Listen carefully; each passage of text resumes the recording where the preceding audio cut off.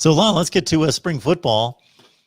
It's one of those times. It is the time for coaches to experiment, and a lot of players that may be very talented, but because there's such a stack of talent in front of them, and maybe it's just not a great fit in terms of the scheme to showcase their abilities at that position, get tried out maybe on the other side of the ball, maybe on the same side of the ball at a different position. So you have some situations like that.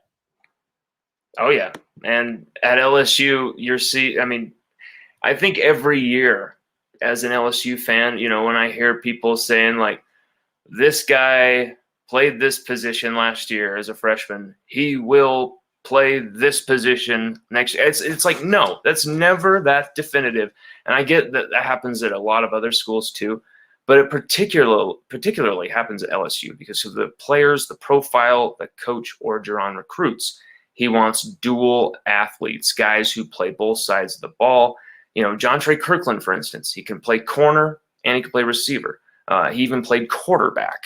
And he was even the third string quarterback for LSU in 2020 last year at one point. That's his talent level there. He even played talent practice.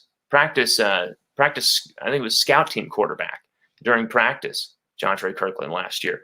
So, Zach Von Rosenberg, our punter, even played scout team quarterback. Coach Orgeron's always going for these guys that can do multiple things.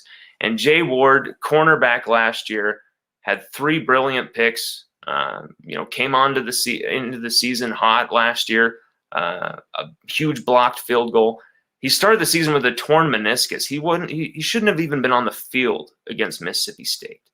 But because of Derek Stingley's medical emergency on the eve of week 1, he was thrown into the fire. Even in that game, even though he allowed, I think, 3 touchdowns, just because obviously you could see if you watch the film, he's got a torn meniscus. It's obvious. He actually led the team or any team on the field, any defender on the field that day with 3 defended passes. He actually destroyed KJ Costello in a piece of footage we put on our Twitter where he comes on a blitz around the edge and just destroys this dude, knocks the ball out of bounds. This guy had a torn meniscus. The field goal block against Arkansas, the 2 interceptions against Ole Miss, the pick that he took to the house, the pick on his knees against Florida after it bounces off Dwight McLaughlin's face mask. This guy has a lot better hitting and tackling ability than people have been saying. He has unbelievable pressure off the edge, really underrated pressure off the edge that I've been seeing when I go back and watch that tape. I think, I anticipated, I kind of had a feeling, there's a need at free safety. I could see Jay Ward moving there. And then I heard from a source, Durante Jones, one of the first things he said to Corey Raymond when they got there, they already had so much familiarity that they didn't really need to spend so much time getting to know each other and having pleasantries. One of the first things Durante Jones or Corey Raymond said to one another was, let's move Jay Ward to free safety. Let's see if he's down for that.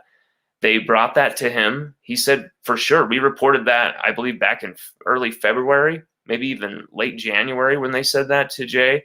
And it was within days of Durante Jones's January 26th hire. But yeah, Jay Ward, he's moved to free safety, and they're saying that he is looking like a natural back there. He will supplement, guys like Todd Harris, who's coming back off that knee injury, but he had, 2 interceptions last year and a forced fumble. He came on really well at the last part of the year, but, he had some really bad missed tackles in the first part of the season as he kind of got back into game shape. And let's just be honest, football's a team game. You can't always just say, oh, that safety made, a huge whiff when it's like he's got this, flying, flaming diesel running at him, It's kind of harder. Usually safeties are making those tackles when the guy's a little, his momentum's a little slowed.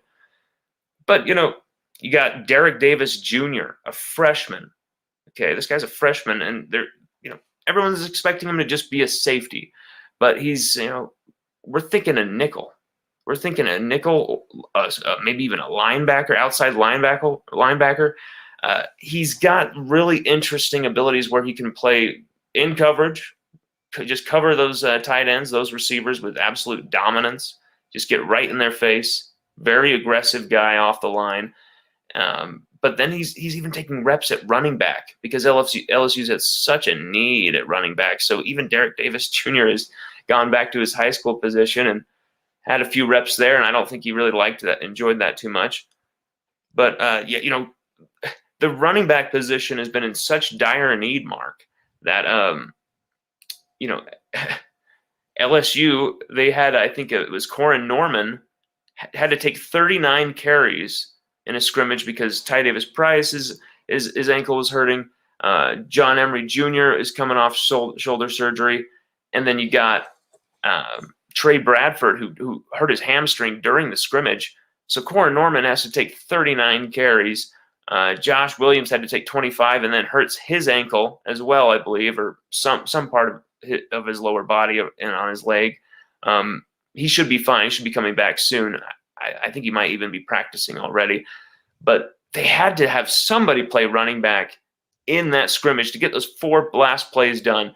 And so the receivers did it. John Trey Kirkland, who I just mentioned, he had the biggest running play of the afternoon, Coach Orgeron said, playing running back. And Coy Moore, who took to that challenge he even went to Coach O at one point and said, I have no problem moving to running back.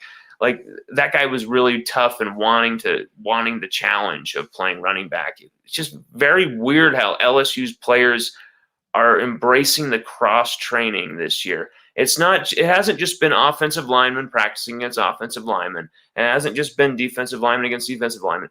They wanted the whole team mixed, going against each other, going with each other in drills, and it's made the team stronger. It's made the team better. It's made the team more versatile. I think, Coach Orgeron has done a hell of a job with this team coming into 2021 because look at that defensive line. Jaquelin Roy, sophomore, 2 sacks in the scrimmage. Of course, these are scrimmage sacks, so getting right there. But right guard Anthony Bradford, he's stepping up. Garrett Dellinger, his fellow Michigan guy, came in, and he's kind of trying to show him the ropes. And I think that's helped Anthony Bradford kind of feel more a part of the team, and then from there become a better right guard. And I think he's stepping up and stepping in that position. Cardell Thomas is right there as well. Cardell Thomas is invested. He's ready. He's recovered from his knee injury. And don't forget, Cardell is a former 5-star talent from the state of Louisiana. That doesn't happen too often, and I expect Cardell to come good at some point. But you got a lot of guys who are unproven, a lot of guys who may not have played their positions, but they're moving in there. They're stepping into those roles. Alex Adams, receiver, he's a sophomore now. He just moved to safety as well. That was a position he played in high school. He's a hard hitter. He's really good in coverage. That's an interesting switch as well. So you got a lot of interesting swaps here that Coach Orgeron's doing. Just some out of necessity, some out of experimentation, and some out of just saying, what the hell, this will probably work. Moore and Kirkland, guys that contributed in a meaningful way, the wide receiver position. But as you say, with the need there because of injuries and because of given who was it with 39 carries? Corin Norman, sophomore. Okay.